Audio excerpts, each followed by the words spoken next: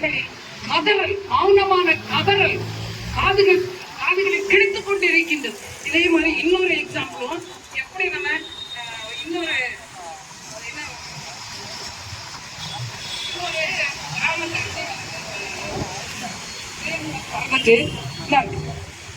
இந்தியாவுக்கு சொந்தமான திண்டிகா நிலப்பகுதியை நிரந்தர குத்தகைக்கு அவர் சொன்னார். அது உடன்படிக்கை மூலம் வங்காளதேசம் பயன்படுத்தி கொண்டிருக்கின்றது.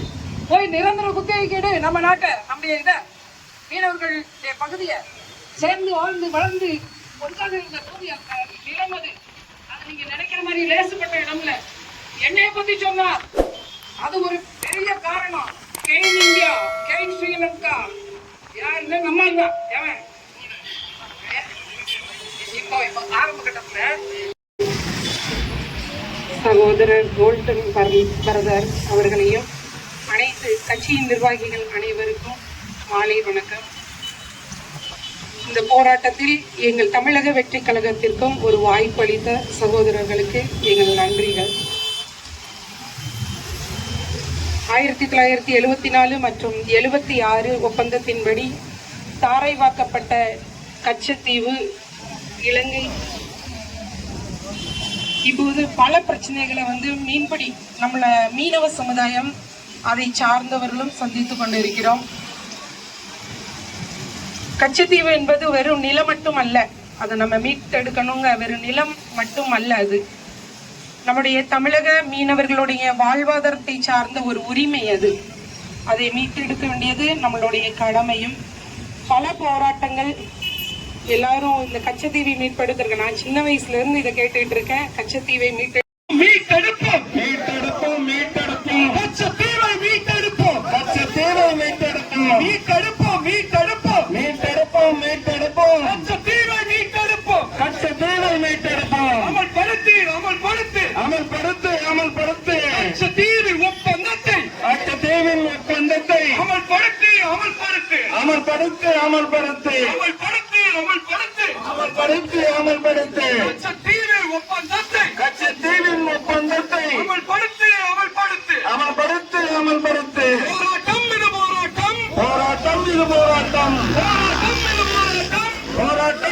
போராட்டம் கச்சத்தீவை மீட்டெடுக்கும், கச்சத்தீவை மீட்டெடுக்கும், கச்சத்தீவை மீட்டெடுக்கும், கச்சத்தீவை மீட்டெடுக்கும். உரிமை முழக்க போராட்டம், உரிமை முழக்க போராட்டம், உரிமை முழக்க போராட்டம், உரிமை முழக்க போராட்டம். விடுதலை செய், விடுதலை செய், விடுதலை செய், விடுதலை செய், விடுதலை செய், விடுதலை. மக்கள் கட்சியின் சார்பில் தூத்துக்குடி மாவட்டத்தில் கச்சத்தீவு மீட்பு உரிமை முழக்க ஆர்ப்பாட்டமானது நடந்து கொண்டிருக்கின்றது.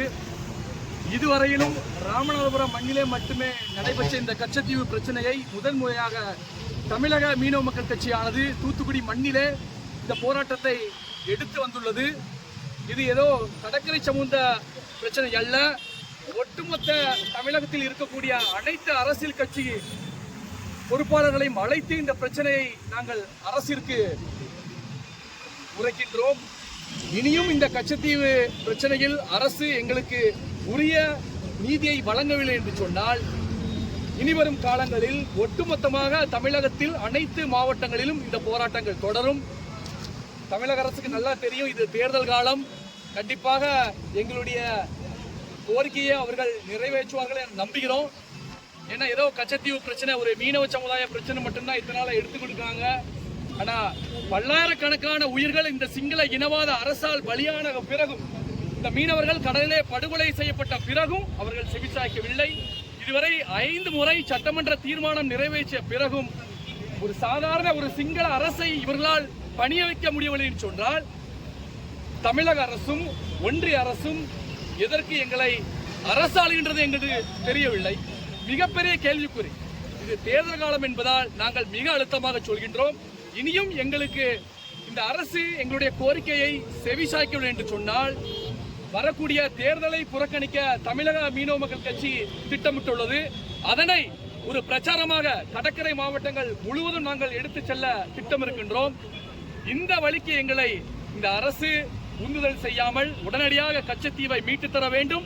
இல்லை என்று சொன்னால் கூட அந்த கச்சத்தீவில் கூறப்பட்டுள்ள ஒப்பந்தத்தையாவது அந்த சரத்தையாவது நிறைவேற்றி எங்கள் மீனவர்களை அவர்கள் பாதுகாக்க வேண்டும். எல்லை தாண்டக்கூடிய மீனவர்கள் கைது செய்யப்படுவதை தமிழக மீனவர் கட்சியோ பிற அரசியல் கட்சியோ நியாயப்படுத்தவில்லை. ஆனால் அப்பாவி மீனவர்கள் தினம் தினம் தங்கள் வயிற்று பிழப்புக்காக அந்த கடலிலே தொழில் செய்யக்கூடிய மீனவர்களை இந்த சிங்கள அரசு தினம் தினம் படுகொலை செய்வதை இந்த ஒன்றிய அரசும் தமிழக அரசும் உடனடியாக தடுத்து நிறுத்த வேண்டும். தமிழக அரசு வெறும் கடித போக்குவரத்தோடு மட்டும் இல்லாமல் களத்தில் இறங்கி மக்களோடு மக்களாக நின்று இந்த கச்சத்தீவு பிரச்சனையை விரைவில் முடித்து தர வேண்டும் என்று இந்த ஆர்ப்பாட்டத்தின் வாயிலாக கோரிக்கை வைக்கின்றோம்.